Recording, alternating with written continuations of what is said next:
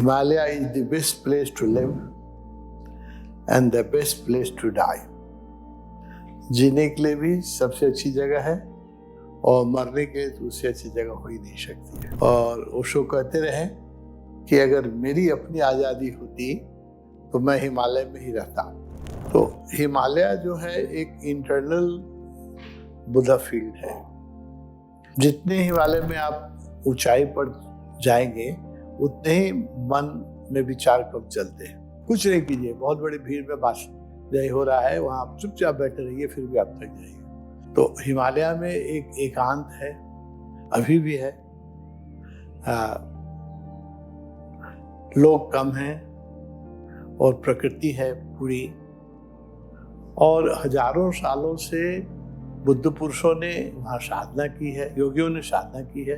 Jesus भी आके तपस्या करने के लिए हिमालय लेह में ही रहे हैं। और हिमालय से जितनी नदियाँ निकलती हैं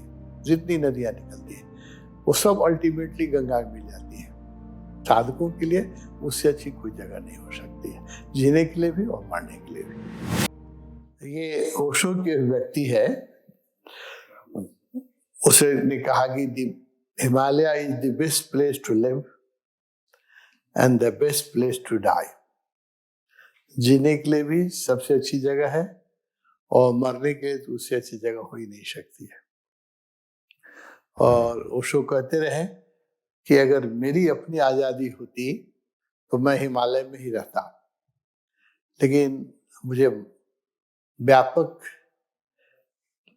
बड़े तबके पर काम करना है समाज के, इसलिए जब बॉम्बे रहते थे तब उन्होंने कहा इसलिए मुझे बॉम्बे में रहना पड़ रहा है। अगर मेरी खुद की अपनी इच्छा से चले तो मैं कहीं हिमालय में ही रहूं, लेकिन फिर मैं उतना काम नहीं, क्योंकि उस दिन इंटरनेट नहीं थे, मोबाइल फोन नहीं था, तो लोगों तक पहुंचना, अब आज के दिन में तो हिमालय से भी कहीं भी पहुंच सकते हैं, लेकिन उन दिनों वो संभव नहीं था। तो हिमालय जो है एक इंटरनल बुद्धा फील्ड है, क्योंकि सदियों से खोजी जो सत्य के अन्वेषी, वो लोग हिमालय की तरफ जाते रहे, क्योंकि वहां बड़ा एकांत है, बड़ी शांति है। जितने हिमालय में आप ऊंचाई पर जाएंगे उतने ही मन में विचार कब चलते हैं। आप अगर किसी शहर में रहें, बॉम्बे जैसे शहर में, दिल्ली जैसे शहर में, न्यूयॉर्क जैसे शहर में, जहाँ बहुत लोग रहते हैं, तो आप उनके विचारों से नहीं बच सकते हैं। थॉट भी एक पोल्यूशन होता है, जैसे एयर पोल्यूशन है। आज अधिकांश जो बड़े शहर हैं उनका एयर पोल्यूशन हो गया है, वहाँ पर आप स्वच्छ सांस नहीं ले सकते हैं। बहुत ज़्यादा हवा में केमिकल्स घुल रहे हैं, निकोटीन है, तो कार्बन डाइऑक्साइड है, कार्बन मोनोऑक्साइड है, तो ये तो दिखाई पड़ता है। लेकिन एक दूसरा पोल्यूशन भी है जो दिखाई नहीं पड़ता है, वो है विचारों का पोल्यूशन। जब जैसे अब दिल्ली, बॉम्बे जैसे शहरों में लगभग 3 करोड़ लोग रहते हैं, जितनी नेपाल की आबादी है उतने लोग रहते हैं। और जितने बड़े बड़े शहर हैं दुनिया में, सब जगह अब 1 करोड़ से ज्यादा आबादी हो गई है बड़े बड़े शहरों की। तो एक छोटी सी जगह में जब इतने लोग रहते हैं तो उनके जो विचार हैं, जैसे धूल कण भरा रहता है शहरों में, ऐसे ही विचार के कण भी भरे रहते हैं, लेकिन वो दिखाई नहीं पड़ते हैं, आंखों से नहीं देखा जा सकता है उनको। अभी तक साइंस इतनी ऊंचाई तक नहीं पहुंची है कि थॉट वेव को भी पकड़ सके, अपनी ऊंचाई तक नहीं पहुंची है, लेकिन वो इफेक्ट करता है। अगर आप भीड़ में जाएंगे तो आप देखिएगा कि ऐसे ही थक जाइएगा। आप कुछ नहीं कीजिए, सिर्फ भीड़ में कुछ देर बैठे रहिए, कुछ नहीं कीजिए, बहुत बड़ी भीड़ में जय हो रहा है, वहां आप चुपचाप बैठे रहिए, फिर भी आप थक जाइएगा। क्योंकि लोगों के जो विचार हैं, जो उनके शरीर के वाइब्रेशन है, वो आपको थका देते हैं। तो हिमालय में एक एकांत है, अभी भी है। लोग कम हैं और प्रकृति है पूरी, तो इसलिए वहाँ स्पेस बहुत है। तो स्पेस का एक अपना ग्रेस होता है। जहाँ खाली जगह पर आप बैठोगे, खास करके जो साधक हैं, और जितने उनका कमरा भी खाली होना चाहिए। ओशो के कमरे, ओशो आते थे जब यात्रा करते थे, जिस कमरे में आते थे सबसे पहले इस कमरे को बिल्कुल खाली करवाते थे। सारे फर्नीचर, उनके बेड के अलावा कुछ नहीं रहने देते थे। ये ऑलवेज लव्ड ए एम्प्टी रूम। जहाँ भी उनका घर रहा, लाओ त्से हाउस में उनका कमरा बिल्कुल खाली होता था। तो स्पेस का एक अपना वैल्यू है। तो एक तो हिमालय में आबादी कम है, प्रकृति है, स्पेस है, और विचार के कण बहुत कम है, इसलिए आप थॉट पोल्यूशन से बचे रहते हैं। और अल्टीट्यूड का भी प्रभाव पड़ता है।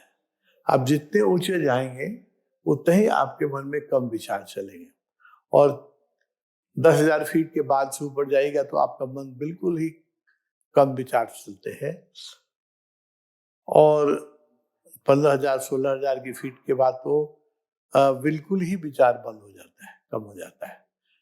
और एक थोड़ा और आप ध्यान देंगे तो एक वहाँ एक ध्वनि भी सुनाई पड़ती है, जो शून्य का संगीत है, ओंकार जैसी ध्वनि है। जब आप ऊंचे जाएंगे, कैलाश की यात्रा पर जो लोग जाते हैं वो लोग सुनते हैं, या जो ऊंची 14-15,000 फीट की ऊंचाई पर जाते हैं वो सुनते हैं उस तरह की आवाज को। तो एक ओंकार की जैसी ध्वनि वैसे ही गूंजती हुई सुनाई पड़ती है। और हजारों सालों से बुद्ध पुरुषों ने वहाँ साधना की है, योगियों ने साधना की है, और योगियों ने शरीर छोड़ा है। दूर दूर से जीसस भी आके तपस्या करने के लिए हिमालय, लेह में ही रहे, जहाँ जन्मे हों, लेकिन कितनी दूर जन्मे थे, लेकिन आके तपस्या उन्होंने हिमालय में ही की। तो विभिन्न धर्मों के नानक भी हिमालय में गए, लेह भी गए, नेपाल भी आए, तिब्बत भी गए।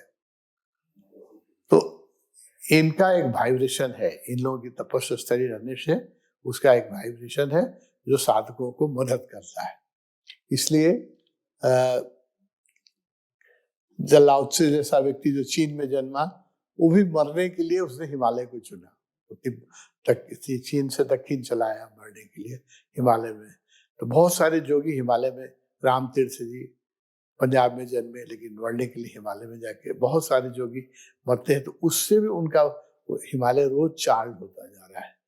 तो इसलिए Himalaya is the best place for साधक। जो व्यापारी हैं, जो सांसारिक चीजों में रुचि लेते हैं, उनको तो हिमालय में मन नहीं लगेगा, वो तो बॉम्बे दौड़ेंगे, शहरों में दौड़ेंगे। लेकिन जो साधक हैं उनके लिए हिमालय सर्वोत्तम जगह है साधना की।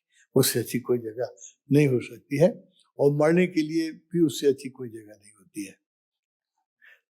अभी हम लोग तुरंत आए हैं 13,000 फीट की हिमालयन एक रिजोर्ट से, एक जापानीज का बनाया हुआ है, लेकिन उसने भी, उसको कितना हिमालय का ये था कि जापान से आके वहाँ के, उस समय आज से 30-40 साल पहले वहाँ होटल बनाना इतना कठिन काम था, लेकिन उसके अंदर हिमालय का इतना आकर्षण था कि मरने के पहले उसने बिल किया था कि मैं जब मर जाऊं तो मुझे वहीं पर हिमालय की ऊंचाई पर जलाना, और एवरेस्ट की तरफ मेरा सर करके जलाना। तो उसकी समाधि है वहाँ अभी भी।